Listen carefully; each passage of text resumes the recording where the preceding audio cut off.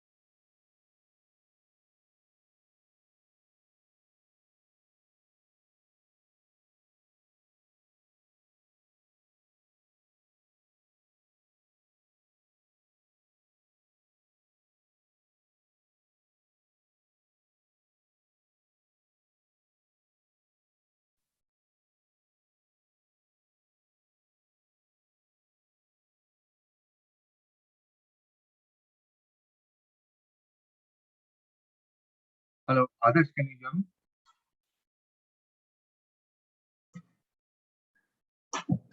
Hello? Yeah, we can hear you, Sachin. Okay, thank you.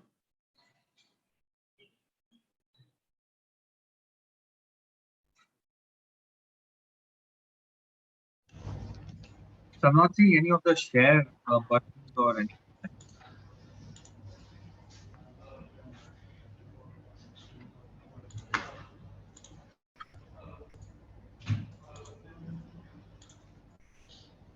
Are you one of the speaker? Sachin? Yes, I'm Hemang, by the way. Okay. Yeah. Since you joined as another name, I'll have to make you a panelist. Oh, wait, what name do you see over there? I see Sachin Kumar. No, there must be another Sachin Kumar. So there is only one Sachin Kumar I can see. Wow, okay, just give me a minute. You have to rename your I'll do that, yeah. as I'll your do speaker name. Yeah. that.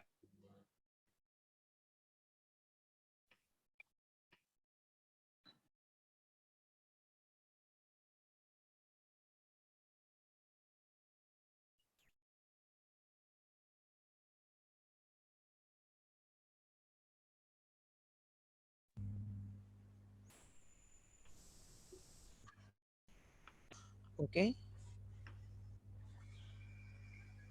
Am I audible?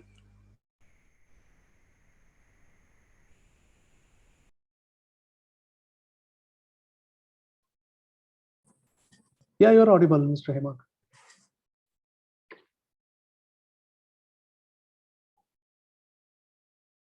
Now, can you share your can share your screen?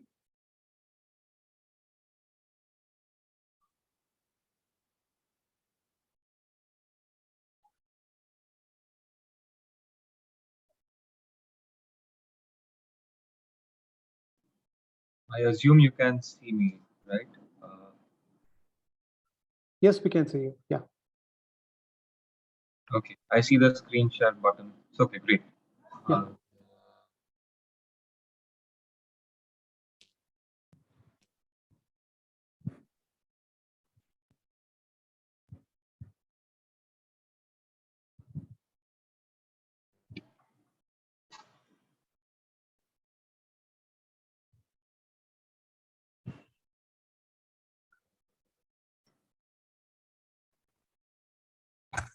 Yeah, hello sir. Hello, good evening. It's going to start at 4 o'clock, right? Yes, Mr. Narayan, we are getting started in a minute. Yes, yes.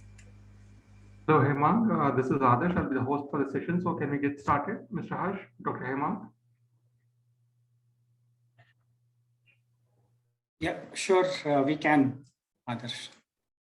Dr. Hemang, you're not audible. Sorry.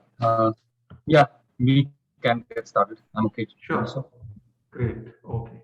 So, a warm good evening to everyone and welcome all to the week 1 of the bootcamp Intellectual Property 101 from Awareness to Understanding.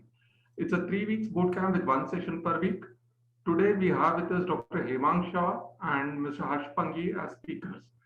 Dr. Hemang Shah is a Director of Engineering at Qualcomm Technology Licensing in India. Currently, he leads their engineering engagements in India, including the Qualcomm Design in India program. They've incubated more than 75 startups working on innovative products for sectors including healthcare, smart cities, agri-tech, and robotics. He also serves as an IP mentor for startups, guiding them on their IP strategy. Welcome, Dr. Hemang. thank you, Harsh.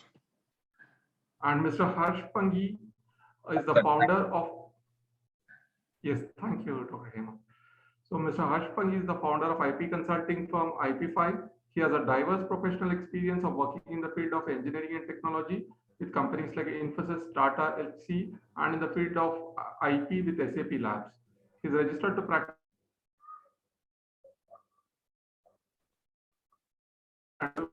accelerators and incubators. So welcome, Harsh. Yeah, thank you, Adarsh. Thank you for the warm introduction. Thank you, Harsh.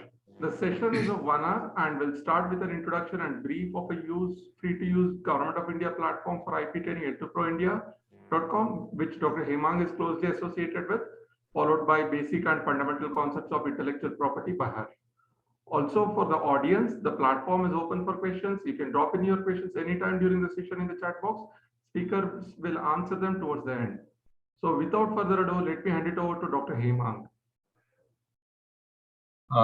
Thanks so much, Adarsh, and thank you all for joining us. Hopefully, everyone is doing fine, doing well at your end. Most importantly, thank you all for giving your valuable time to this ultra important topic. Harsh and I have strived to create an interesting program for you. So we really hope it's going to be a great value for your time. And I believe certainly at a personal level that IP is one of the most important assets, in all our respective journeys. No matter which hat you're wearing, we're all creators of IP, and it serves in our own best interest to work towards protecting those. So let me share my screen, and I'll just give you a bit of context around this program called L2 Pro. So I've been involved with the Indian startup ecosystem since the year 2015. That's when at Qualcomm we started thinking about a program to encourage Indian startups that were innovating in India, that were inventing in India. These are startups that are mostly creating IoT hardware products.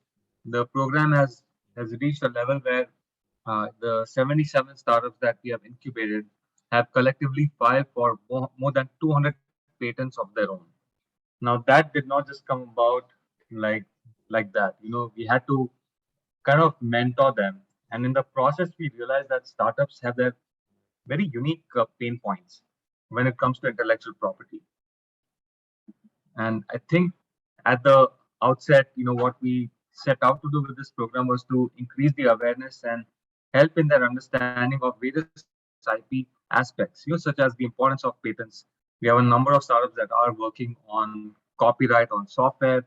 So how can they, think about their strategy around it? Every startup is creating valuable brands. So how can trademarks help there? IP first and foremost should be a part of their company business strategy, right? It's quite often it's not looked at it like that, and uh, and we believe that it certainly helps innovators gain more value from their R&D efforts as they bring their innovations to market. So the course is spread across 3 modules. It's a completely free course. My analogy is that it's kind of like a swimming pool where the basic level gets everyone familiar, just as we all like this 2 feet water depth in swimming pool where we relax, we have fun, even kids have fun. I think that's what the basic level gets everyone comfortable and familiar with the area of intellectual property. And then we go deeper through the intermediate and the advanced levels. The course is designed for startup founders and CTOs. It is not meant to make you a patent agent, although it can help you in that journey. But the intent is that as a startup person, the minute you see something across around yourself, a light bulb should go on that, hey, here's when I reach out to my IP person, whether it's a friend, whether it's an agent, or it's a firm. And the material has been written in a friendly format that's readable on mobile screens. So you can access it from the website or from Play Store or App Stores.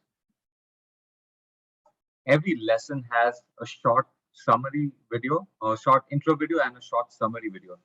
So in my opinion, by spending 5 minutes per lesson, you can get maybe 70 or 80% of the course material. There are interactive quizzes, and the material is kept fresh. And there are assessments. So for people who are interested, like yesterday, we had around 50 people who took the assessment, like through a seminar like this, and they got their certificate generated on the spot, right? And I will, I kind of just play the video so I have a flavor of how to play the.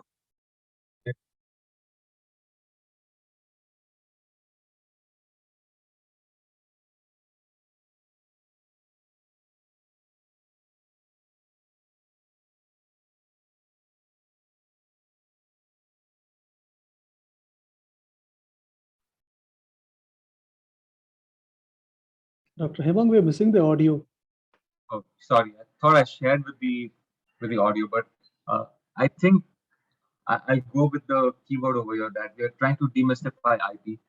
And I encourage you all to check out L2 Pro. I'll paste the course link in the chat box. But I think now it's time to actually get into the demystification process. So let me hand it over to my dear friend Harsh, and let's have fun during the rest of the time we have for today. Over to you, Harsh. Yeah, thank you, Hemang. Thank you for introducing the startups to L2 Pro. I think I've gone through the course modules. It's very comprehensive and has all the basic information that the startups should be aware of. So I think it's a great compilation of course materials, and I would highly encourage the startups to go and explore the platform and play around with the content and also test your understanding. The best part about the whole content is there are quizzes on timely basis which will test your understanding. So I think overall it's a good compilation and one should explore it. So with reference to today's session, I would like to begin the presentation with the basic definition of what intellectual property is, and then walk you through the different types of intellectual property and how they can be protected. So can someone confirm if they can see my screen? Yes, sir, we can. Okay, all right, great, thank you. So the session is titled IP 101 from awareness to understanding. I'm sure most of the startups may have already heard or be familiar with jargons that will be introduced through the presentation. The idea is to take you to a little bit in depth. So from awareness to understanding. So if you're already aware, very well. If you're not aware, it will help you to get that awareness and also probably help you to understand. So we'll begin the discussion with defining what intellectual property is. So creations of mind is referred to as intellectual property. So whatever your mind is able to conceive, right, is referred to as intellectual property. So IP is generally in intangible form. And when one procures a specific right, it is referred to as an intellectual property right. So since your mind is able to conceive different type of conceptions, it can be in the form of ideas, it can be in the form of expressions, it can be in the form of solutions. There are different types of intellectual property to protect each type of creation. So since I think it's evening and a perfect time for a cup of tea, right? So okay. So did anyone wonder how much of intellectual property is there in a cup of tea, right? We never pay attention to things around us. So virtually there is IP in everything that we see, everything that we do, and everything that is around us. So to briefly summarize, these are the different types of intellectual property that we would be understanding through the session and that are associated with a cup of tea. So we'll begin our discussion with the basics of intellectual property. So this is applicable to all the types of intellectual property that we would be learning about in this session. So intellectual property are territorial rights. So this is applicable to each type of intellectual property that we will be going through. Territorial rights are nothing but they are referred to as jurisdictional rights or referred to as which can be restricted to a specific country. Right? Whoever acts first is able to secure the right, and registration is mandatory for enforcing your rights. This again is applicable for each type of intellectual property. Each type of IP comes with a limited validity. It is referred to as a term. So whatever monopoly you get, right, through the protection, that exists for a limited term. And this again is applicable to each type of intellectual property that we will be discussing about. And the last one, the most important one, that some startups are familiar, most startups are not familiar. This is through my interaction with the startup ecosystems. Process includes filing, examination, and then on merits, it would be granted or rejected. So there are 3 stages: filing, examination, and grant. So this is again applicable to each type of intellectual property. So in the initial slide, we mentioned about the mind being able to create different types of creations. So to protect each type of creation, there is a different type of intellectual property. So there is distinct type of intellectual property to protect each type of creation of mind. So broadly, the IP is classified into industrial property and copyright. So industrial property includes patents, trademarks, geographical indication, and industrial design. We'll also be learning about what trade secrets are, because these are again closely associated with the startups. So we'll begin our discussion with what a trade secret is. So any compilation of information which has an economic value and which gives you an edge over your competitor is defined as a trade secret. So classic example of a trade secret is the Coca-Cola recipe or the concentration. So Coca-Cola has been able to keep the Coke concentration a trade secret for many decades now. How they have been able to do it? So Coke syrup or concentration comes in sealed containers to bottling plants, where a known amount of concentration of the syrup is mixed with aerated water and bottled and then marketed. So that is how Coke has been successful, or Coca-Cola has been successful in keeping the concentrate a secret. So trade secret has three basic attributes, or for any compilation of information to qualify as trade secret, it should be known to a limited group of people, right? The onus lies on the owner to keep the information a secret. And third is, it should have some kind of economic value, which will give you an edge over your competition. So if these three attributes are met, then that compilation of information qualifies as a trade secret. Other examples would include, let's say, processes, algorithms, your customer lists, financials, business plans, internal processes, right?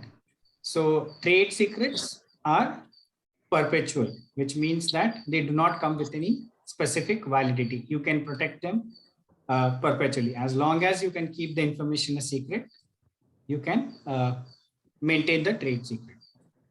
So the next type of intellectual property is a geographical indication. Geographical origin indication indicates the source or origin of goods.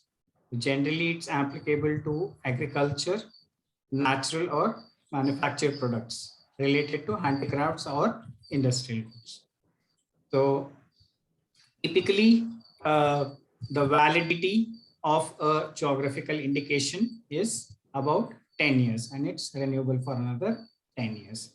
So when it comes to a cup of tea, teas with special quality and flavor linked to their geographical origin can be protected as geographical indications. So you may have heard of different teas, right? English tea, Assam tea, Darjeeling tea.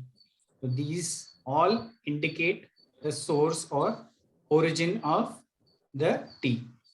So geographical indication, basically it is associated with the attributes of the product. So what does it indicate? So when I say, let's take an example of Swiss watch, right? Swiss watch or Parmesan cheese. So when one says, I have a Swiss watch, what does that mean? It means that the watch was procured, the parts for manufacturing the watch was procured from the Swiss region.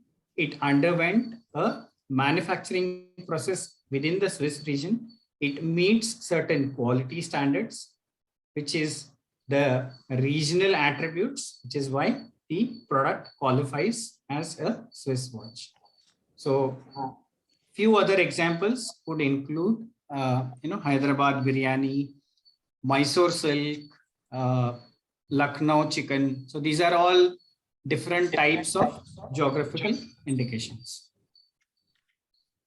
So the next type of intellectual property is an industrial design. So industrial design is also referred to as a design pattern in other jurisdictions.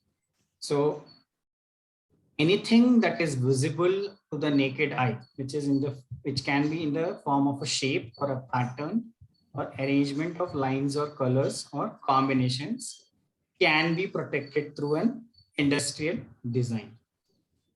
So anything that is aesthetic in nature and visible to your naked eye, right? It should be new, it should be original and non-functional. So when we are trying to register an industrial design, the functional attributes of the invention are not considered. Only the way it looks is to be considered, and the patent office will decide based on that whether industrial design can be registered or not. So a lot of times I get queries in the startup community saying that, I have designed a solution, I have designed a system, I have designed a circuit. Can I register an industrial design for it? And the answer to that is no, right? Because the industrial design protects only the look and feel aspects of an invention, right? And it focuses only on the non-functional aspects. So when you the process that you go through for designing a solution, right, that cannot be protected through industrial design. If it has functional attributes, it could be protected by what is known as a patent or a utility patent that we would be learning in the presentation. So the validity of an industrial design is typically for 10 years and it's renewable for another 5 years. So in all, you get protection for 15 years. So when it comes to a cup of tea, the look and feel of tea products such as cups and packing can be protected through industrial design rights or design patents. The next type of intellectual property is a copyright. So copyright protects expression of an idea. So please be mindful about this. It doesn't protect the idea, but it protects the expression of an idea. Right? Copyright can be protected by using the symbol C with a circle, your name and year of creation. And many a times you may have seen the copyright notice with 3 golden words, all rights reserved. So what are those rights, right? I'm sure most of you may not be familiar. You may have seen them in documents, you may have seen them in websites or any other different type of content which is copyrightable. So the 3 golden words that refer to are the rights. So copyright owner has the rights to reproduce, translate, adapt, perform, distribute, and publicly display the work. So these are the rights that a copyright owner gets by default. So one specific attribute about copyright is the moment you create content and you put the symbol C and the name and year of creation, copyright is created.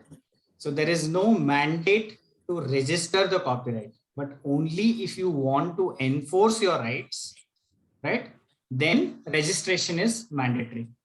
So this is one exception, one type of intellectual property where registration is not mandatory, right?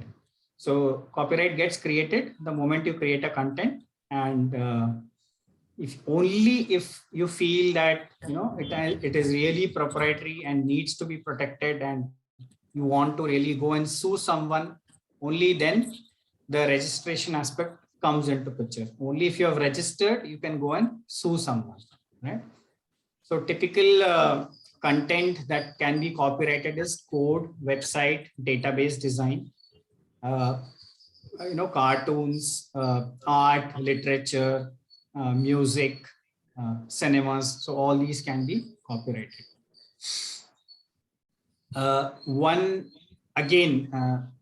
Through my interactions with the academic institutes or startups, what I've learned is people believe that copyright can act as a substitute for patent, right? And this is not true. So it's not a substitute for any other type of IP, especially for patents, right? So we define copyright as something that protects expression of an idea, and patents protect the idea itself. So please be mindful about this. Copyright cannot be filed for a content or a technical solution for which a patent has to be filed. And likewise, if any solution or technically any solution is worth patenting, you cannot file a copyright for it. You can file the copyright, you can get a registration number, but you will not be able to enforce your rights. Please be mindful about this. This is very, very important. Right? So typical term of a copyright is life of the author plus 50 to 100 years. The reason I have put a range of 50 to 100 years is depending on the type of content and the jurisdiction, this time frame varies. So when it comes to a cup of tea, literary works, books about tea automatically receive copyright protection. Just like Orwell's A Nice Cup of Tea, right? now out of copyright in many countries. So Nice Cup of Tea was copyrighted by Orwell, which is now out of copyright. So the next type of intellectual property is a trademark, right? So any name or symbol that uniquely identifies your business or product or service can be trademarked, right? So trademark provides protection to the brand. This again, there is a lot of confusion in the startup community. Some believe that trademarks have to be registered. Some believe that trademarks need not be registered. I've also come across instances where startups came and specifically asked me these questions, right? Saying, is it really mandatory that, they spoke to some IP professional who advised them that registration is not mandatory. You can still go ahead and protect your brand. So my advice is registration is mandatory if you need to enforce your rights, right? If you want your rights to be protected, then registration is absolutely mandatory. So what is enforcing right? What does this term actually mean? Judicial recognition and validity in courts. So if the court needs to support you, they insist that it should be registered. So typically, once you file a trademark application, you could use the symbol TM. And once the examination process is completed and the mark gets registered, it can be used with a symbol R with a circle, right? So when it comes to the cup of tea, brands give consumers confidence in what they are buying and allow tea producers to stand out from competition and fight copycats. So you can see a few famous brands that have been trademarked. Right? So typical process in India is you will have to come up with a description of your service or business or product, and there are 45 goods and service classifications that are defined by WIPO. So based on the description,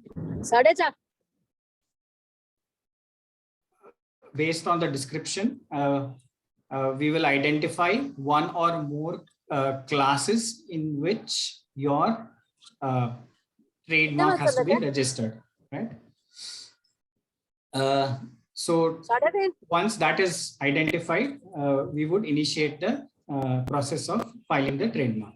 So typical validity of a trademark is for 10 years and it is renewable perpetually. So every 10 years, you can keep paying the renewal fee and keep extending the trademark. So typical pitfall is registration in wrong class. Someone's mic is not muted. Maybe it's Neelam. Can you please mute the mic? Sorry, I have to interrupt. No problem. Yeah. There's a question in the chat box. Reeling it. It's a question. Yes, there's a question in the chat something box. called as a confidential patent? Is there something? Yes, there is a question, Harsh, in the chat box which says, is there something called confidential patent? Probably this can be taken up now. I'll take it towards the end. Sure. Yeah, okay. So typical pitfall when it comes to trademark is registration in the wrong class, right?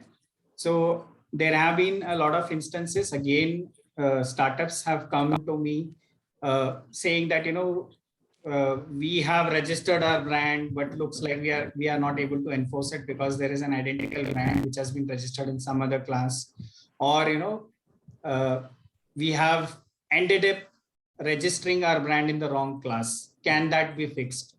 The answer to that is you cannot fix it. You'll have to file a new application, and it's up to the trademark office to decide whether to allow it or not, right? So that's how the process works with most types of IP. So the next type of intellectual property is a patent, right? So first, let's define what a patent is. Patent is an exclusive right or a monopoly that you get for a technical solution for a problem. So you have a problem and you have one or more technical solutions. You can file a patent and try to get protection for it. So typically, when a patent is granted, the rights that you get as a patent holder are the rights to exclude others. Okay, exclude others from making, using, selling, offering to sell, or importing the patented invention. So again, patent, like any other type of intellectual property, is a jurisdictional right. And when I say jurisdiction, it is restricted to a specific country, right? Specific geographical region. So if you file a patent in India, you will get protection only in India. And likewise, you want to file or get protection in any other countries, you need to specifically go and file patent in those countries. So the term of the patent is for 20 years from the date of filing the application. So there are, again, I get queries from startups saying that we want to file a global patent, right? So there is nothing called as a global patent, right? You can file internationally or in other countries through different treaties. One of them is a Paris Convention and one of them is a Patent Cooperation Treaty.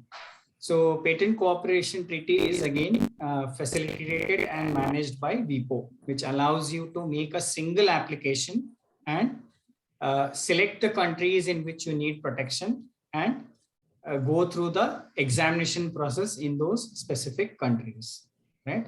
Paris Convention allows you to file the application directly in your country of interest.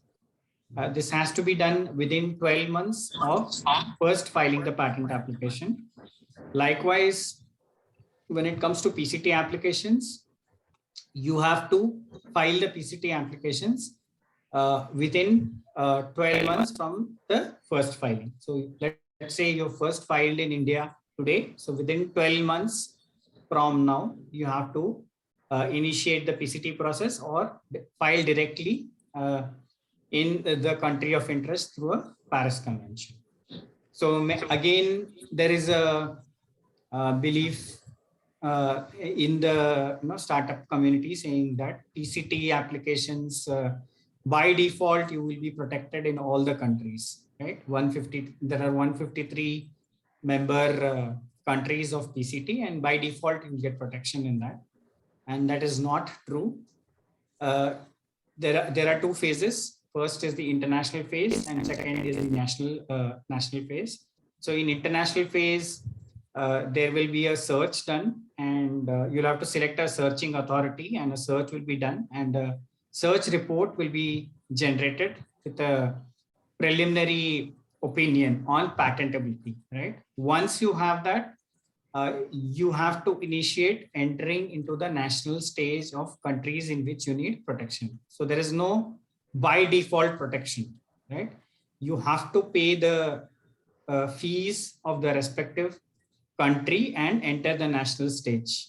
So that is mandate. So some countries allow you to do that in 30 months and some in 31 months. So, but it has to be done within this time period. And these 30 months and 31 months are counted from the date of first filing the application.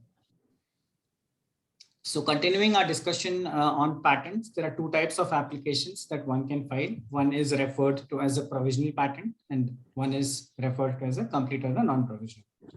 So provisional patent is never examined. It never gets published. It never matures into a granted patent. So one might ask, what is the use of filing a provisional patent? Now, let's say you are at an ideation phase where the crux of your invention is ready and you're trying to experiment with certain additional features, additional functionalities, and you need time for it, right? But the crux is ready. There won't be any change in the crux of the solution, right? So you can consider filing a provisional patent. So provisional patent would act like a placeholder in getting a filing date. Okay, that is the advantage you get. So once you file the provisional, it has to be followed up with a complete or a non-provisional patent. So the way the provisional patent works is, let's say we filed a provisional patent application today, right, which is 25th February 2022. We will have a window of 12 months or 1 year on or before which the complete application or the non-provisional patent application should be filed. So the way it works is, let's say we filed the provisional today, we'll have 1 year window, and it would be as good as filing the complete application today itself. So you can take priority to the provisional patent application, right? Consolidate or add additional features as long as you don't digress away from the crux that you have filed in the provisional patent application. You could add additional things in the complete or the non-provisional and file it. Right? So when it comes to the cup of tea, so tea related inventions such as kettles, filtering solutions, tea production methods can receive patent protection.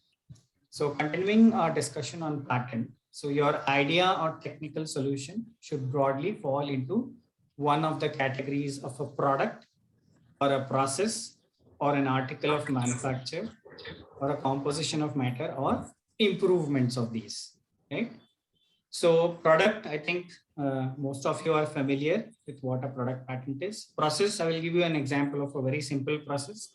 Let's say shopping on Amazon or any other online platform. So what do? You open a browser, go to that specific portal or website, and then in the search bar, you type for a specific product that you're looking for and do a search, and then the products get listed, right? Then you select a product, add it to the cart, and initiate a transaction, initiate the process of buying the product. So you select the address for shipping, and then you select the payment method and make the payment and complete the transaction. So this is a sequence of steps, right? Can be referred to as a process. So this process can be protected via a patent, right? Article of manufacture. Typical examples are mouse pad, shoe, hammer, saw, scissors. These are all examples of article of manufacture. Composition of matter, again, ingredients, formulations that can be part of the pharma industry, or the ones that you use for preparing ingredients for cooking. So those all would fall in that category, or improvements of this. So basic criteria for patentability in any jurisdiction. And when I say any jurisdiction, this is applicable to most popular jurisdictions, most popular countries. First is novelty. Novelty is what is new about your invention, what is new about your technical solution, right? Second is the inventive step. So inventive step is also referred to as technical effect or technical advancement in the Europe, and non-obviousness in the US, right? So how advanced is your solution against everything that is out there, currently out there, right? And third is the utility. What is the use of your invention? So there are certain things that are not patentable. These are again defined by the Act. Process of treating humans and animals, abstract ideas. So let's say rules of doing a business, rules of doing a transaction between two people, right? These are not patentable.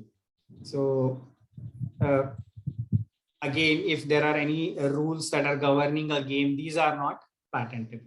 This would constitute as an abstract idea. Business methods. This is again a classic example. I get a lot of queries around this particular attribute, business method. So let's say you have Amazon, Flipkart, which is selling products, and you have developed a solution which is selling services, right? All that you're doing is provisioning. You're provisioning a platform where you have different service providers who are registered, and end user can come and use those services through your platform, right? They can connect to someone and render those services. So the platform cannot, the way you're provisioning it, the platform, that is again not patentable because it would fall under the purview of a business method. So the way of doing business or conducting business does not qualify as a patentable subject matter, right? So coming to the myths, so treating IP as a commodity, right? So I would suggest please watch the series on Netflix, $1 Billion Code. So it has only 4 episodes, and it will teach you everything about IP, especially about patents, right? So I'll just give you a gist of what the series is about. Some of you may have already watched it. It's about Google Earth, right? So how Google Earth or the concept of Google Earth was conceived by a bunch of, let's say, inventors in some other country, and then that got stolen, right, and customized and rebuilt in some other country. So you'll get a complete picture of how actually the process of IP works, right? Where they filed patents, whether they got protection for that or not. And then subsequently, when the code or the idea was stolen and rebuilt in some other country, did they file patent there or not? Did they get protection there or not? So all these aspects have been captured very well in this series. So it's just 4 episodes of 1 hour each. Kindly watch it, as it will give you like a comprehensive overview of how actually the IP, especially the patenting process, right? How it works, right? The second myth is cost is restricted to filing only. So in the initial slides of basics, we learned that every type of IP has to go through a specific process, and that process is filing, examination, and then grant or reject, right? So you will incur cost at every stage, at the time of filing, during the examination, as well as after it is granted. So there will be cost incurred at every stage. Having a proper strategy, which includes budgeting for the entire process, is very, very important, right? This is something I have seen a lot of startups, either they are not aware, or they are not told by their agents or vendors or the law firms that they approach or they go to. They think that the cost is restricted to filing only, and they'll just choose whoever is offering the lowest price and jump and take the offer and go ahead and file it. So please don't do that.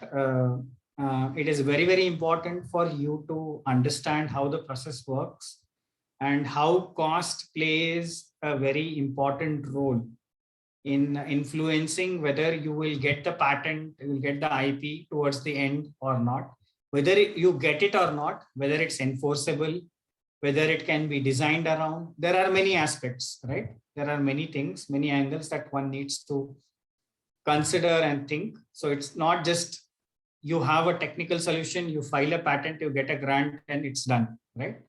Things don't end there. That's just the beginning. So for us who are in IP, you may feel that, grant of patent, you're sitting on a gold mine. For us, it is just the beginning, right? It's like, okay, you got the grant, what next?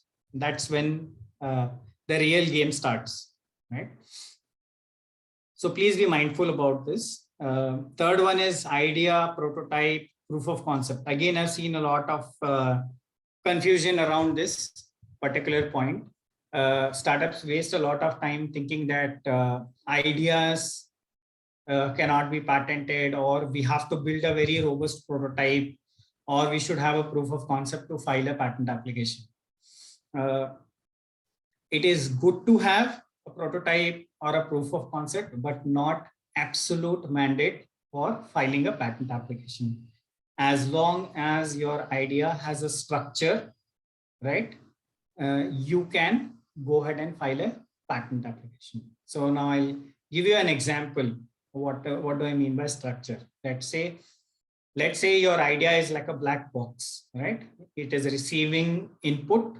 Your black box is your idea, which is executing certain functions or operations and then producing an output. That output is tangible and has a utility, right? Now this is a structure. Now this is a basic structure. Now going one level deeper, what are the functions that are being executed? What are the operations that are being executed? How they are being executed? How you are realizing them, right? They need not be implemented. Even if you have some clarity, okay, I say, let's say, take an example of a electronic circuit, which has sensors, bunch of sensors, processors, right? Chips. Your sensor is sensing some parameter, taking that parameter, processing it, transforming it, producing an output, and that is being used.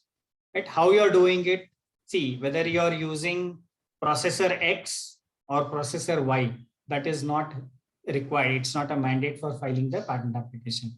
As long as you know how the process works, what is the operation, what is the transformation that is happening, and what is the output it is going to produce, that is sufficient for us to file the patent application. The last one is a classic one. I can wait, right? I can wait till I'm funded, till I'm successful, commercially successful, till my father-in-law gives me some funding, or some magic happens and I can still go ahead and file the IP and get protection.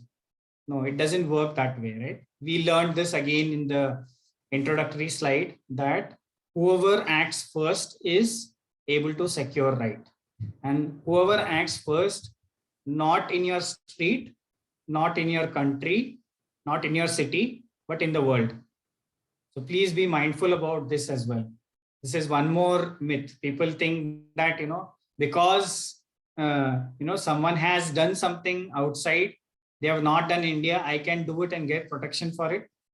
IP doesn't work that way. Especially for patents, it doesn't work that way, right? Whoever does it first in the world is able to secure the rights. And when to protect your IP, time is now. Okay? Delay is proportional to probability of you losing your IP. So protect your IP before making pitches and presentations, especially to investors and prospective customers. I have a lot of case studies, examples of working with customers who have gone and given demos, and their ideas were stolen and identical products were built and sold in the market at half the price or one-tenth the price.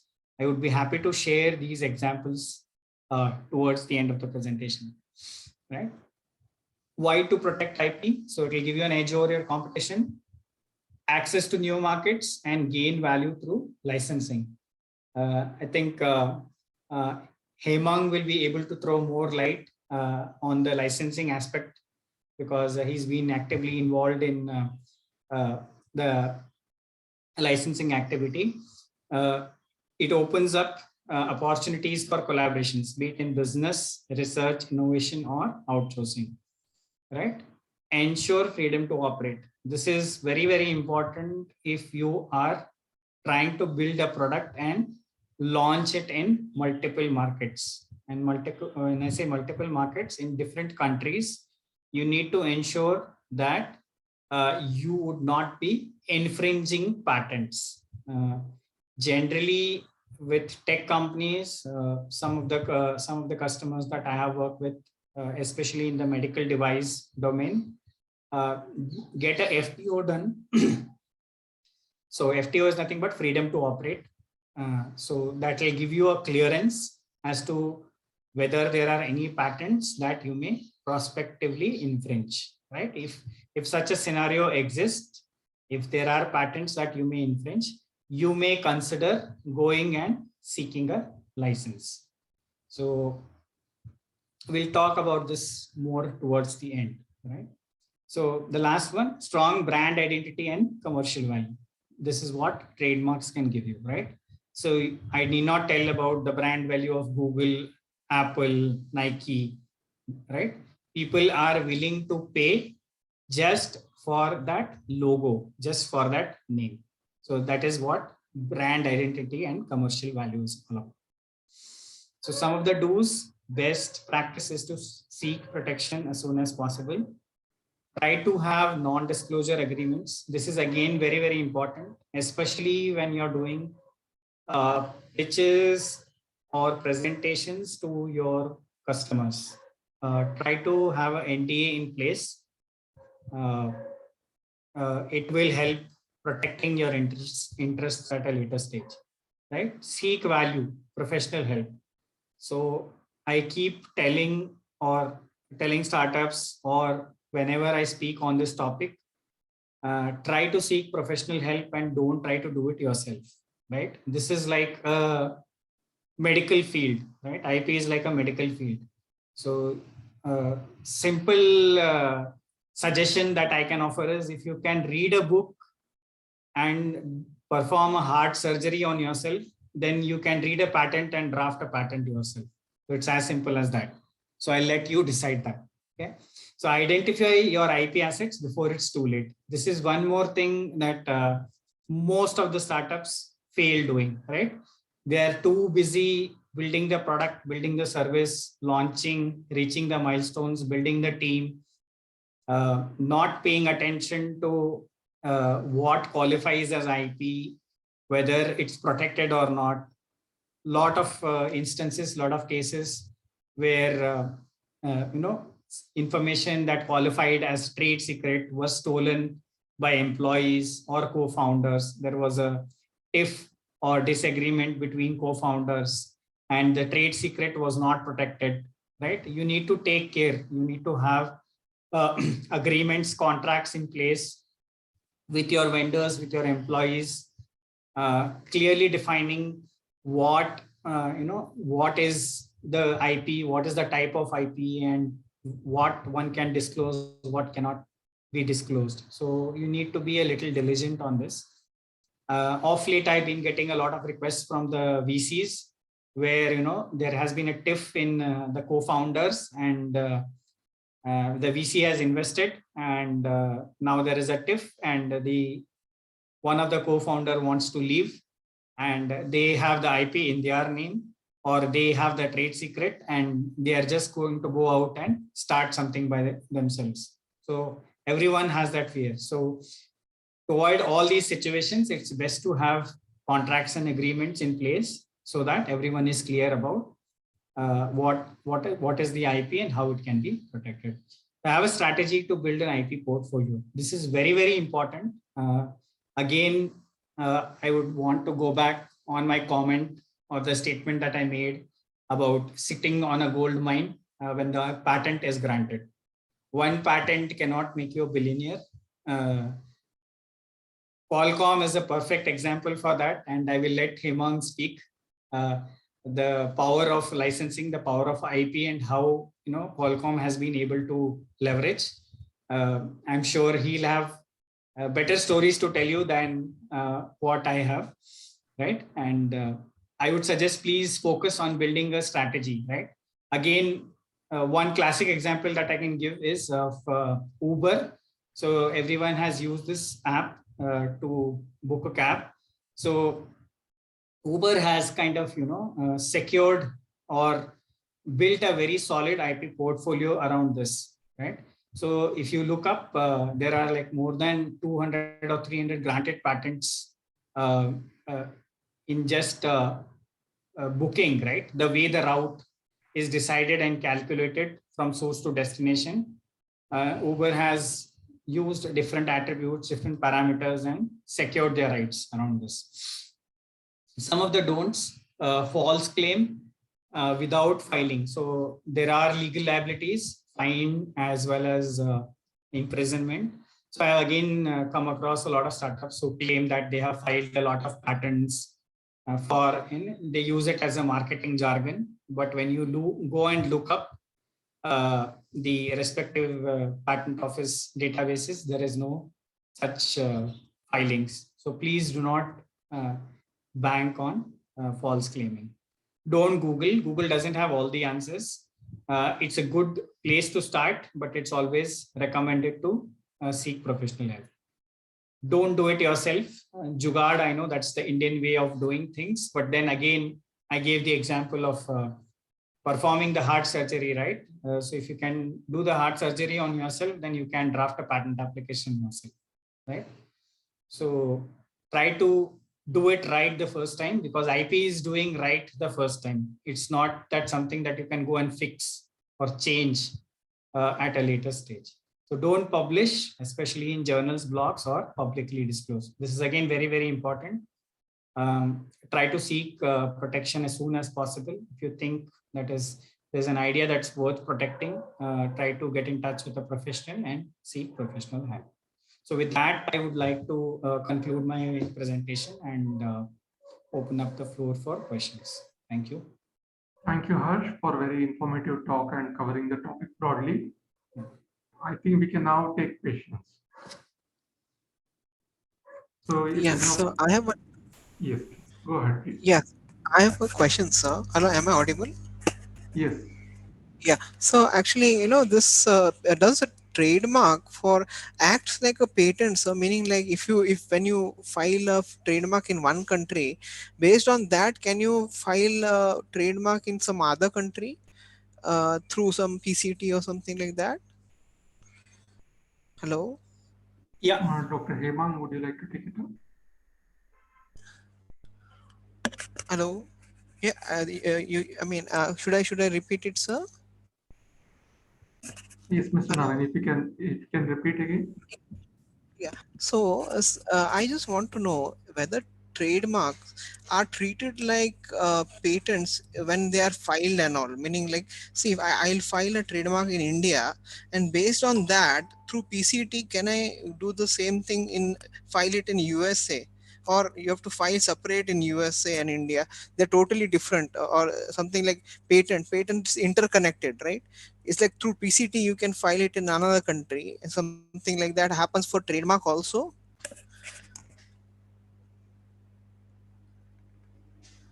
Yeah, Dr. Hemang, would you want to take that question or? Sorry, there was Yeah, not a problem. We'll talk later, sir. Yeah, not a problem. No, I can answer it. There is a system called Madrid Protocol, through which you can make a single application and seek protection in other countries. So like PCT, there is a Madrid Protocol using which you can file for trademark in other countries.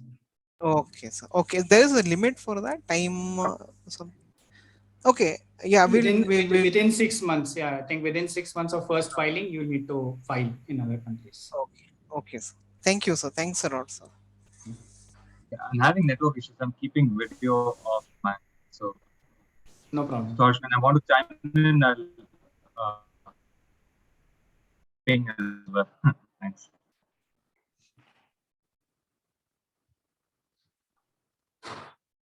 So if others have any question, please feel free to type it in the chat box or raise your hand, and we can open up the question for the speakers. Hello, this is Amlan. Can I go ahead? Yes, please, Mr. Amlan. Yes. So my question is regarding, as we already learned, that there is nothing like global patent, and it is very important that we go first. But the process at this seems that, first one has to file a provisional patent, then non-provisional one. So now, if we suppose in a scenario we first file a patent in India, and now what is the path or what is the scenario to actually get it protected in US or all over other countries? So suppose somebody else has filed a patent, how is it that we are still protected That is not very clear. The other question is, so if not Google, so how to actually search for patents? Because when working on such a high tech field, you would like to know the patents. While I find searching for patents quite difficult, even with Google patents, that what is the tool that is available to actually search patents? Right. Hello? Yeah. Thank you. Yeah. Okay. So to answer the first part of your question, there is no mandate to file provisional and then follow it up with a complete. If you think your product or idea is complete, you can directly go ahead and file a complete application, right? So there is no mandatory that you have to file a provisional. Provisional is just a facility where if you are at ideation stage, or if you think you need more time to conceptualize and add more features, the crux is ready and you want to add more features, that is when provisional is generally recommended to be filed. Okay.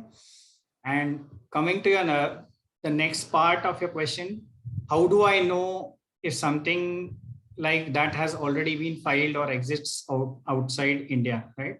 So there are specialized databases specific to the country, and one can do a search, right, and try to find out about it. So, for example, USPTO has a database, and you can go and do a search there. But then again, when I say don't Google, because searching for patents is not like a Google search, right? You need specialized skills. You need an understanding of how the law works, right?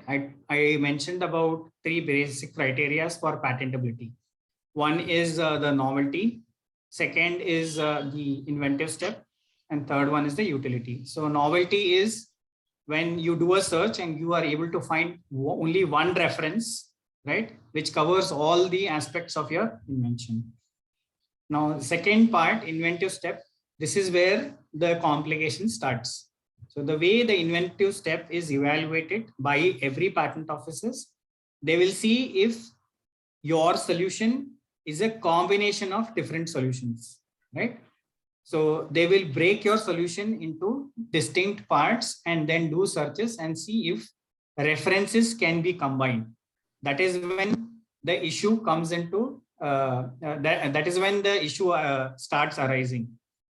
So if you don't understand how the law is applied, how the examination process goes, then we wouldn't suggest you to get into that activity of exercise of searching patents, because I have come across a lot of such instances where people from, let's say startups or academic institutes have come and told, no, we don't have the budget, we don't want to do a patent search, we have done it, something like this doesn't exist.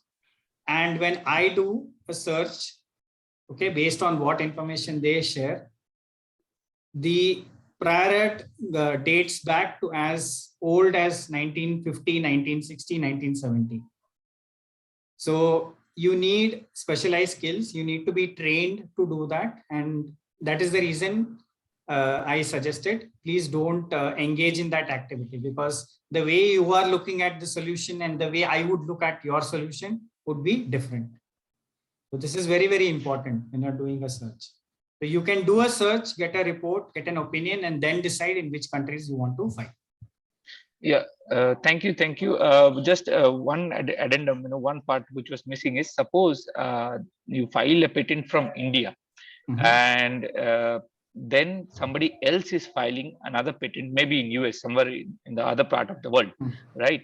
How, but I have done it first, but a similar patent is filed in somewhere else in other part. How is it made sure that my rights are protected? How does it help? Or is it like I have to file it in the other country as well to get this protection? Maybe like that file patent is, maybe next year they file it. I am the first, but I'm in India. How do I get it ensure that I am protected in the world? So see, that's what, in the world, there is no worldwide patent. See, if you think you have market, you want to potentially grow in US, let's take US as an example. You have built a solution, you have filed a patent application in India, and you're going through the process. So you will have a window of 1 year to make a decision. Even when you want to file outside India, right, there is a hard stop or a deadline of 12 months or 1 year from the date of first filing the patent application.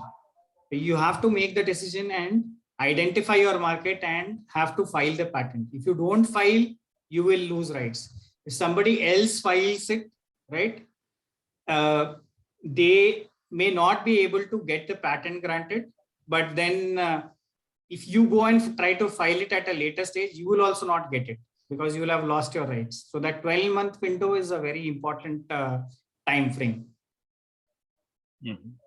I get it. Yeah. So essentially, it's all about also a lot of money is involved here, right? Filing at other countries, it is essentially also cost. There's no cost-effective way, as I feel, right? You need to, if you hold on to certain patent, you have to pay, right? Yes, yes. See, that's the trade-off, right? You are getting monopoly over your solution, right? No exclusive right. You are holding the monopoly or exclusive right to your solution, and the trade-off is you need to pay. You need to pay the maintenance fee to hold those rights subsequently in whichever country you file. Can we have an order of magnitude of this money? Let's say international.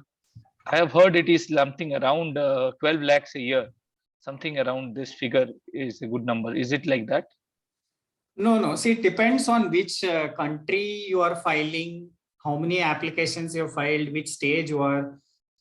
What the maintenance fees again varies from one jurisdiction to other. So there is no 12 lakh. I don't know who gave you that number, or how did you arrive at that number. Maybe we can connect offline and have a discussion if you are interested. Sure. Yeah? Thank you. Thanks a lot.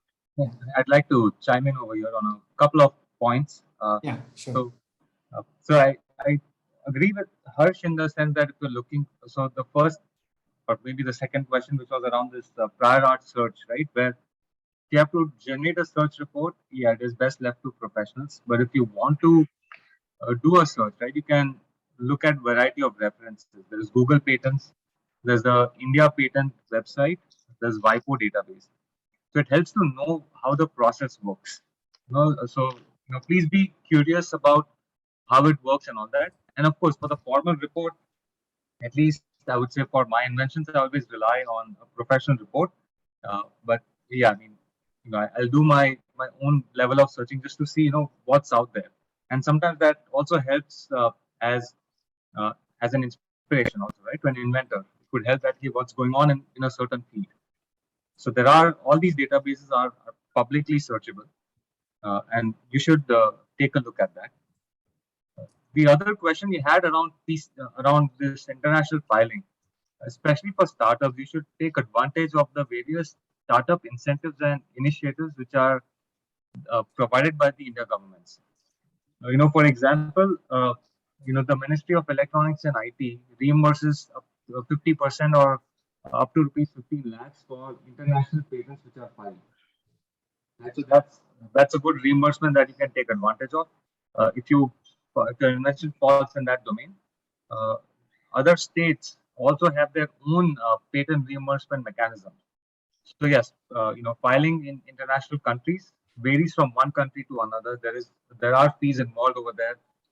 There are attorney charges, everything. But we have an ecosystem where India is trying to get more startups to support on their IP matters, and they'll reimburse your costs. So do take a look at those things as well. Thank you. Thanks a lot. This has been a lot of information for me. Yeah, new information. Thanks a lot. Yeah. Just to add to what Hemang just said. So there is a scheme under MSME. So you can get a reimbursement of up to 1 lakh rupees for all the domestic filed and granted patents. And likewise, there is a reimbursement of up to 5 lakh rupees for all foreign filings. So anything that you file internationally and it gets granted. So the government has a scheme where you can get a reimbursement. Under MSME, it's about 5 lakhs. I think under MIT, there is another program exclusively for tech-related companies, and 10 to 15 lakhs is the budget that they have committed to for reimbursement of expenses. So you could explore all those options. So there was another question from Mr. Praveen. It says, is there something called confidential patent? Right. So can you be more elaborate or specific as to what you want to understand here? Because patent, when you file a patent, the subject matter is presumed to be confidential before it's filed and published, right? So what is that you want to understand or intend to know when you say confidential patent?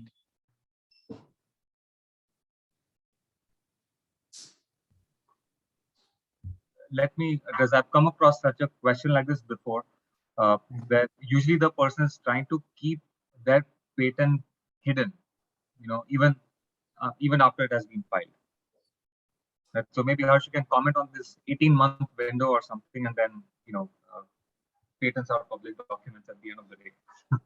Right. Yeah. So every patent application that is filed gets published in 18 months. So there is no option except I think US has a provision where you can keep your filing confidential.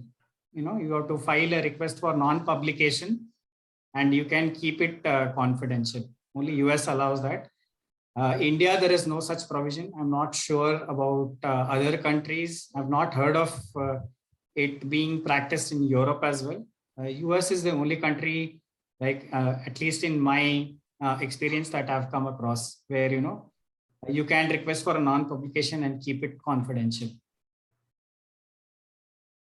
So in the interest of time, can we take one last question? We are already 13 minutes over time. So can we take one last question? And I think there's a question in the chat box by yes. India. Yes. Harsh, I'm not sure if you can. It says, while publishing scientific literature, there is a concept self-plagiarism. So is there such an aspect in IP and patenting if I'm applying for multi-country patent after local patents action, trying to republish? So it says, India, I think since you're on the online, maybe you can clarify. I assume you're trying to, you worked on something, you're making advancements to it, and so your own patents can be references, right, to your future inventions. Is the understanding correct? Yes, sir. That's yeah. So maybe I'll take a first cut, and then Harsh, you can please add in. Yeah. Sure. So when you file a patent, so one of the I guess concepts of doing this prior art search is also to tell that, hey, this is what knowledge exists in this field of my invention, and here is how my work is differentiating on top of it, right? So those references are also provided to the patent officers. Now, your own work, your own inventions could very well be references, and you have to, in order to overcome the three challenges, right, which is the novelty and the obviousness especially, you have to say that how your work improves significantly, meaning there is an inventive step. So by all means, you can cite your own work. There's no issues in that. Harsh, anything I missed out on? You're on mute. Okay. So with respect to the second part of your question is self-plagiarism.